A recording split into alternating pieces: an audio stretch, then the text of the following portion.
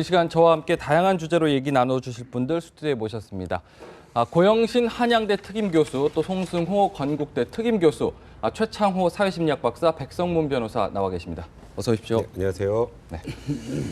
먼저 앞서 허승아 앵커가 전해줬지만 백 변호사님, 학교 측 대응 좀 너무 늦은 거 아닙니까? 제적을 하긴 했는데요. 그러니까 사실 최초에 이 문제가 더 불거졌던 건 이 조선대 의전대학의 사실 이 커플이었단 말이에요. 네네. 근데 이 가해자와 피해자가 같은 수업을 들어야 되는 상황이 되니까 네. 피해자가 그 부분만이라도 좀 분리를 해달라고 했는데 학교 측에서는 당사자들의 문제고 네. 판결이 대법원까지 확정되기 전이니까 어쩔 수 없다라는 취지로 대응을 했단 말이에요. 그러면서 이제 비란 여론이 일으니까 조선대에서 이제 뒤늦게 교수회를 소집을 해서 결국 제적 처분한 건데, 이게 그런 생각이 들더라고요. 만약에 언론에서 이런 일이 보도가 되지 않았으면 과연 이런 결정이 나올 수 있었을까. 그러니까 학생들의 그 권익을 보호해줘야 될 학교에서 언론에 나오기 전에는 쉬쉬하고 학교의 명예가 실추된다는 것 때문에 자꾸 덮으려고만 했다는 게 이번에도 드러났던 것 같고요. 사실 아까 그 카카오톡 내용 관련해서도 저는 제일 안타까웠던 건 아까 말씀드렸던 것처럼 그 여학생의 2차 피해가 사실 우려가 됐던 거잖아요. 근데 지금 현 상황에서 가해자를 분리해도 또 다른 2차 피해가 있을 수도 있겠다라는 생각이 들더라고요. 그러니까 가해자를 옹호하는 사람들이 분명히 있다는 것 좀 드러난 상황이기 때문에 그 부분에 관련해서도 학교에서 좀 더 이제 어떻게 하면 이 피해 여학생을 더 보호해 줄 수 있을지 그 부분에 대한 대책도 좀 생각해 봐야 될 시점이 아닌가 그런 생각이 듭니다. 그러니까 일단 변호사님께서도 말씀하셨지만은 최종 결론 날 때까지 학교 측을 기다리겠다 했으면 그거 엄청 오래 기다려야 되잖아요. 2차 피해 걱정하셨는데 그 사이 2차 피해 만만치 않을 것 같아요. 그렇죠. 뭐 직접적인 1차 피해도 있고 네. 또 지금처럼 이제 또 뭐 자기들끼리 카톡방이나 뭐 단체방을 만들어 가지고 저는 그래서 학교 측에서 그 조선대라고 하는 학교가 그 자존심이 있고 또 자긍심이 있다면 이런 것에 대해서 자기들끼리 물론 이제 뒷담화는 할 수 있어요. 사람이 살아가면서. 이 사건 때문에 괜히 우리까지 피해를 봤다라고 하면서 누구를 탓할 수는 있지만 이렇게 자기들끼리 모여서 공식적으로 문자로 남기면서 이렇게까지 한 2차 피해를 주는 학생들도 징계를 해야 된다라고 주장합니다. 왜냐하면 그래야만 그 조선대학교의 자존심이 살아나고 자긍심이 살아나는 거지.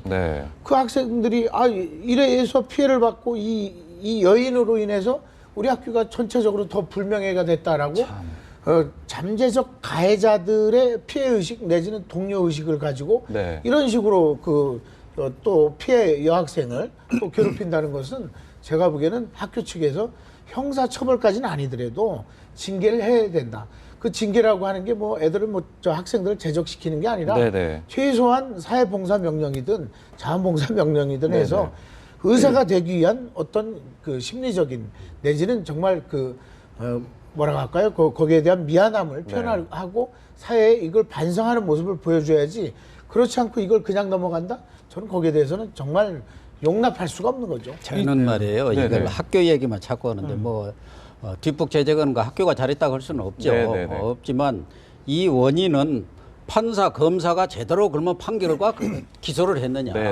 판사가 자기 양심에 따라서 판결을 했으니까 그걸 가지고 잘했다 못했다 여기서 논할 것은 아니지만 판결이라는 건 결국적으로 상식적 합리적 수준에서 판결이 나와야 하는데 왜 이게 이슈가 됐습니까?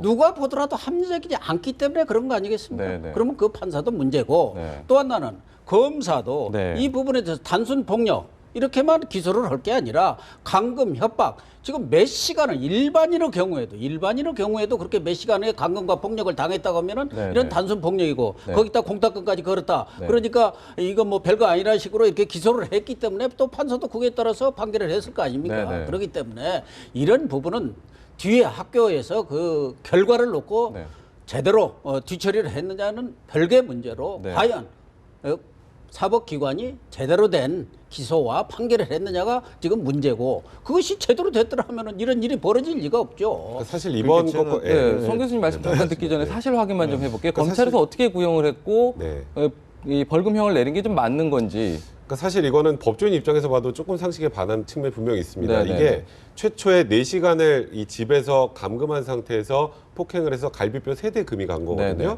그 정도면은 이제 상해 정도도 좀 중한 편이었는데 네. 검찰에서 그 당시에 감금죄는 기소를 안 했어요. 그래서 저 추가 그래서 기소했죠. 얼마 전에 며칠 전에 부랴부랴 약식 기소해서 벌금 300만 원으로 기소를 했는데 네. 그러니까 최초에 이 여학생이 내가 이렇게 감금당했다고 주장했을 때 아 이거 뭐 집에서 있었던 걸 뭐 감금이라고 하느냐라고 수사기관에서 대응을 했다는데 그건 일단 분명히 잘못됐던 거고요. 네, 네. 그리고 이번에 판결은 이게 양형 기준으로 보면 보통 대법원에서 네. 이런 정도의 사건이 나오면 어느 정도의 양형을 해달라고 하는 기준이 있잖아요.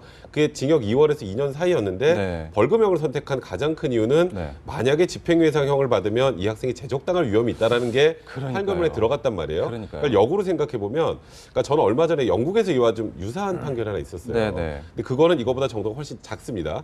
그러니까 자기 친구를 누군가가 SNS 통해서 소위 뒷담화를 한다는 이유로 네. 이 SNS에서 뒷담화를 한 이 사람을 협박을 한 거죠. 협박을 했는데 그게 드러나자 학교에서 제적을 했습니다. 사실 이 정도면 우리나라 제적할 사유는 절대 아니라는 걸 아시겠지만 그렇죠. 예. 그러니까 이 학생도 이건 제적 처분 부당하다라고 해서 법원에 제적 처분을 취소해달라고 소송을 제기했는데 네. 영국 법원 판단이 이랬습니다. 의사가 되려고 하는 사람은 네, 네. 최소한의 감정 조절을 할 수 있어야 한다. 네. 그렇지 않으면 의사로서의 자격이 없다라는 판결했거든요. 그래서 제적 처분을 받아줬단 말이에요. 그러니까 네.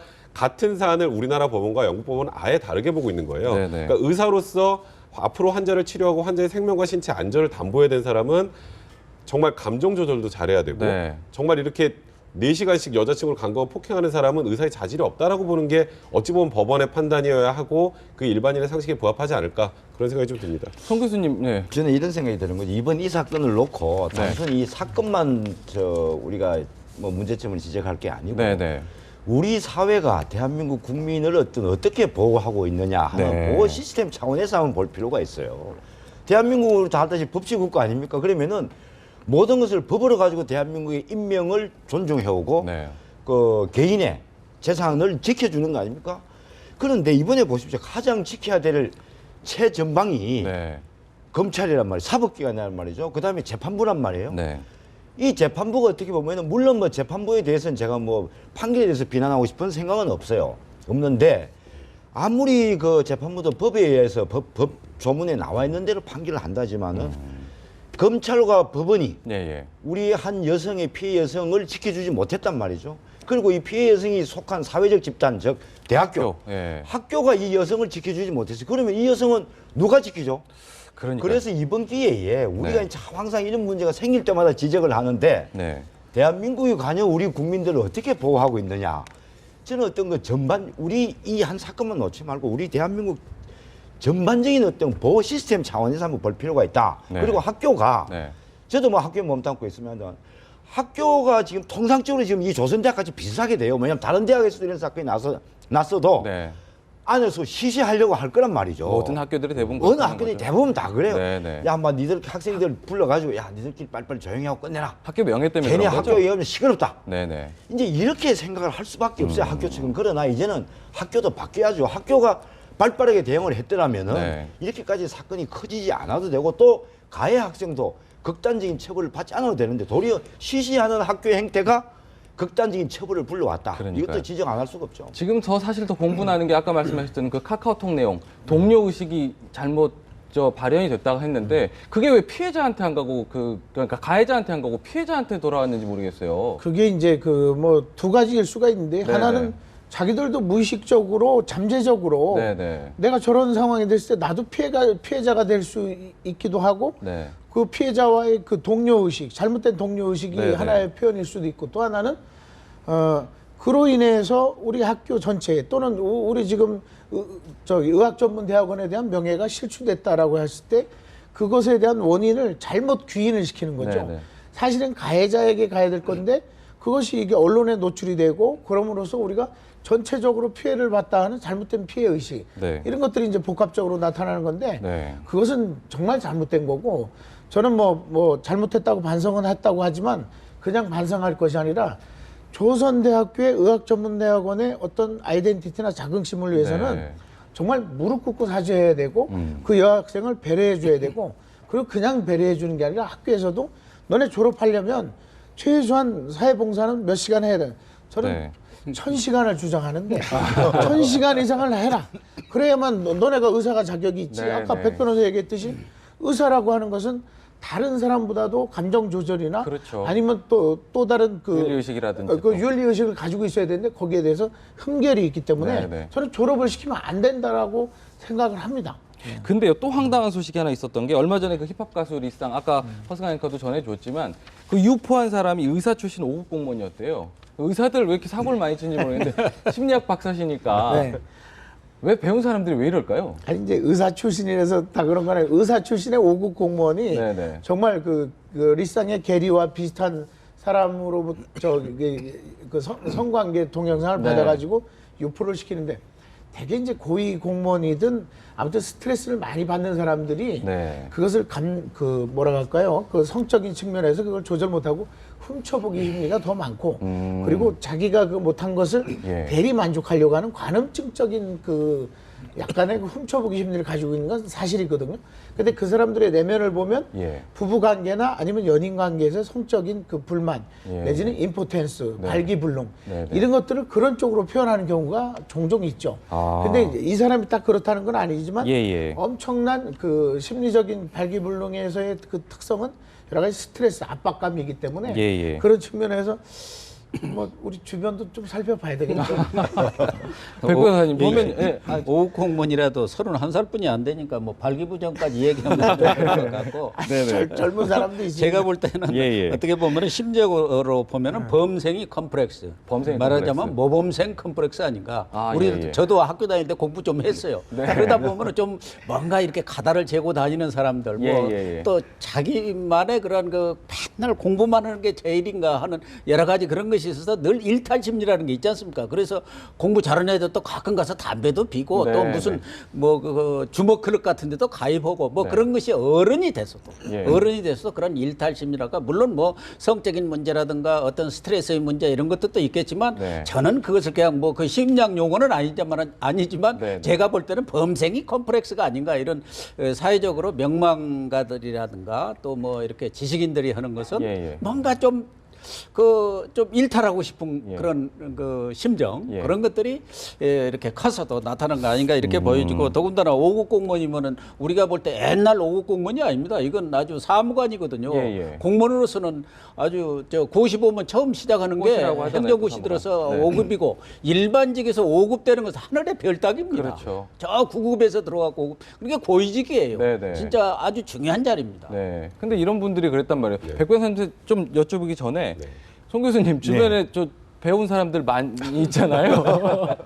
주변에 그런 분들이 좀 의심되는 상황들이 좀 있나요? 아니 근데 범생이 컴플렉스 느끼시는 어떻게 분들? 보면은 네. 그 우리 이제 고영신 교수님 말씀이 옳으실 수 있어요. 제가 네, 볼 네. 때는 특히 저도 이제 우리 같은 이제 네. 언론계 출신이지만 예, 예. 언론계에도 보면은 조금 일탈하는 행동을 하는 분들이 있고 예, 또 예. 공무원들도 예, 예. 특히 고시 출신들 공무원들 보면은 네. 이거 너무 특정해서 이렇게 아니 하는 건 아닌가요? 그게 아니고 네네. 일반화되는 얘기를 하는 거예요. 지금 예, 예, 제가 취미가 굉장히 좀 특별한 취미를 갖고 있는 분들이 꽤 많아요. 예, 예. 그래서 저런 취미도 있구나 하는 생각 정도로 어떤 걸 좀 찝어 주신다면요? 그 예를 들면 이제 그 무슨 게임이라든지 아, 예, 예. 게임도 아주 그 이상한 게임 있죠. 예, 예. 일반인 잘 안 하는 게임 이런 예, 거 예. 본인이 혼자서만 해야 되는 게임. 예, 예. 그런데 그런 걸 보면서 제가 이제 느끼는 그 사람들 나름대로의 그 자리에 올라오기까지 많은 스트레스를 본인들 푸는 방법이 있어야 되는데 예. 일반화되는 어떤 스트레스 해소 방법보다도 예. 본인만의 어떤 해소 방법. 예, 예. 그래서 나는 이런 거는 나만이 가지고 있는 스트레스 해소법이다. 뭐 이런 어떤 그에서 또 그 본인이 예. 더 좀 이게 스트레스를 빨리 풀고 하는 방법이 이제 그런 느낌도 있는 것 같아요. 있는데 예. 제가 볼 때 있는 것 같아요. 저는 뭐 의사 출신도 아니고 저는 우리 차장호 박사님 심리학 전공한 사람도 아니지만은 네, 예.